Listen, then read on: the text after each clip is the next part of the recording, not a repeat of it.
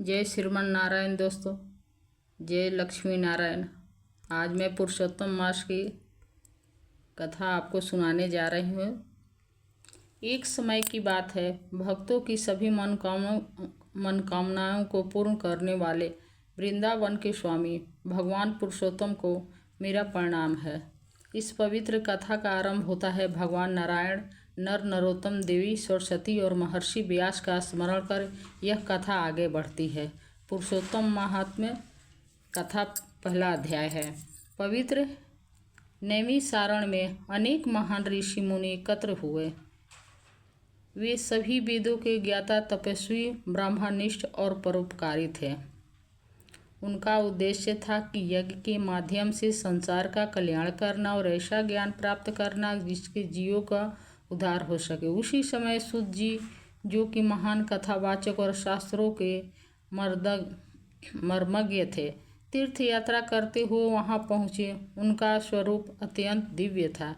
वे शांत, संयमी, भगवान के नाम में लीन और आध्यात्मिक तेज से प्रकाशित थे। सूत जी को देखकर सभी ऋषि आदरपूर्वक खड़े हो गए।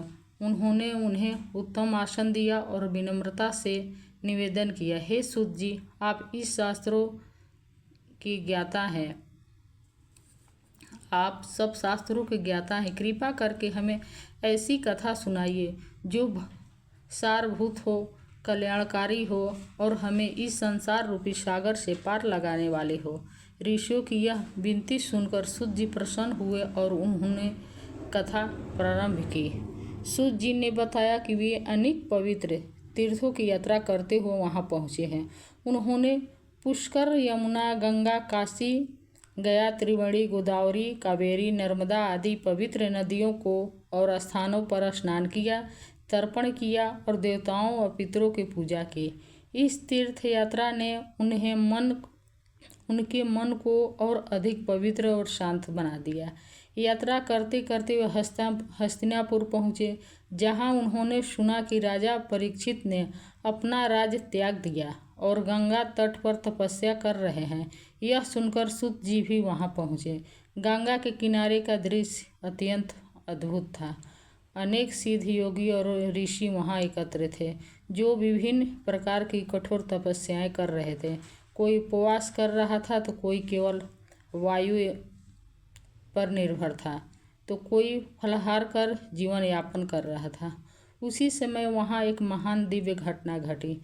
महर्षि व्यास के पुत्र, ब्रह्मज्ञानी और महान योगी श्री शुक्रदेव जी वहां पधारे। वे युवा थे, परंतु उनके भीतर अद्भुत वैराग्य और ज्ञान था।